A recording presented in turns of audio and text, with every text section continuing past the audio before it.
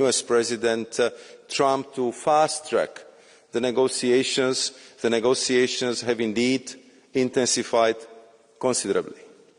We have been in relentless contact with our counterparts across the Atlantic, ensuring that our progress is continuous and substantive. Last week we had 4 days of intense negotiations at technical and political level, and I have been in constant contact with my US counterparts. Negotiations continue remotely every single day.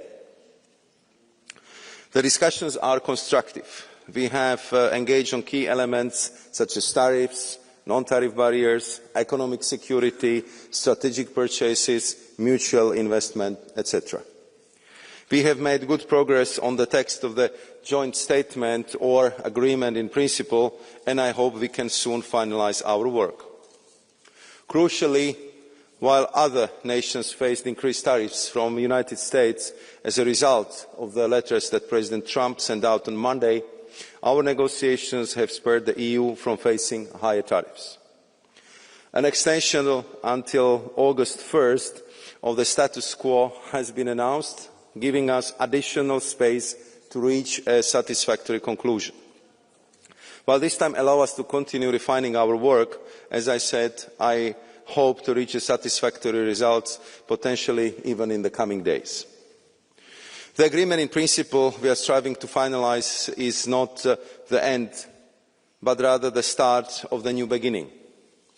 It would provide a framework upon which we can continue to build, defining the exact parameters of the later agreement. In other words, I see it as a foundational framework that paves the way for future fully-fledged EU-US trade agreement. We have approached this task with a laser focus, balancing the demands of the US with our own priorities and ensuring that our regulatory autonomy remains intact. But let me be clear, while we remain committed to achieving a satisfactory deal, we need to acknowledge a certain degree of rebalancing will remain. This comes from differing perspectives and starting points. The US sees the trading relationship with the EU as unbalanced due to the US deficit on goods. Surely our perceptions and viewpoints differ, but we remain committed to our goal, which is to restore predictability, providing businesses, workers and consumers the relief they seek and deserve against unwanted and damaging escalation. In protecting the integrity of our regulatory framework, we have drawn our red lines firmly. Our legislation and regulatory framework remains non-negotiable, and the Commission will continue to protect the EU's regulatory autonomy. I can assure you, honourable members, that nothing in our potential joint statements affects the autonomy I was just referring to. At the same time, we continue preparing for any eventuality. Yet our objective and priority remains, as I said, to secure a negotiated solution, reset the relationship with the US on a positive and more predictable path, and move ahead both with the US and our other trading partners. Therefore, our diversification agenda remains an unchanged priority. We need to conclude the agreements with Mercosur and Mexico, ideally this year, and move ahead with Indonesia, where the finishing line is in sight, as well as with India, United Arab Emirates, the Philippines, Thailand, Malaysia and others around the globe. And last but not least, the Commission is also working to protect the EU from the trade diversion from third countries and risk of surges of imports. The Commission has set up a dedicated import surveillance task force for this purpose. The Commission stands ready, if necessary, to use all the available tools in our trade defence instrument toolbox in a rapid manner to protect the EU single market, EU producers and EU consumers. In this whole process, the EU unity remains absolutely crucial, and therefore we count on your support to ensure this, and the Commission is fully committed to keeping the European Parliament informed. Merci beaucoup, Monsieur le Président. Merci beaucoup, Monsieur le Commissaire. Nous ouvrons la discussion et pour commencer le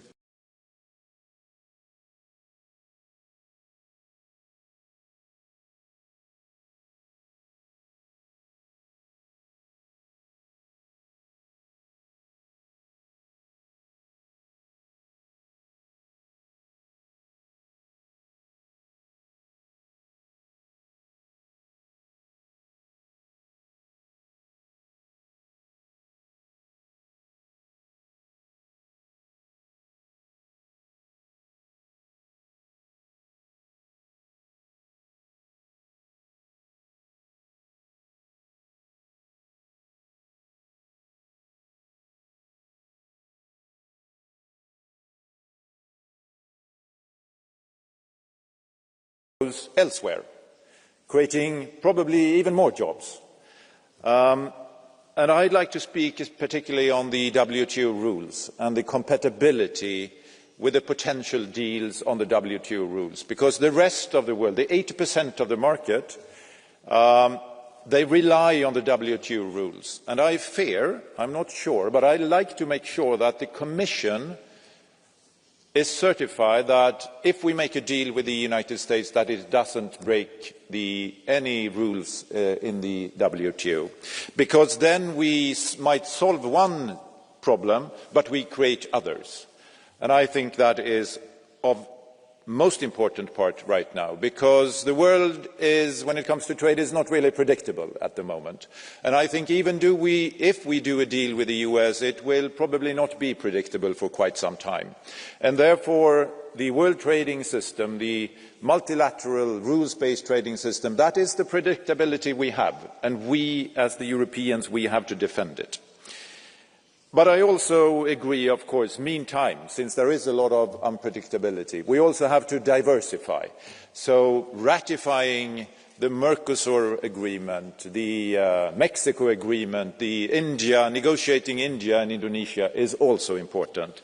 But once again, thank you to the Commission for your hard work. Let's hope that we can find a negotiated solution for the benefit of businesses and citizens across Europe. Thank you.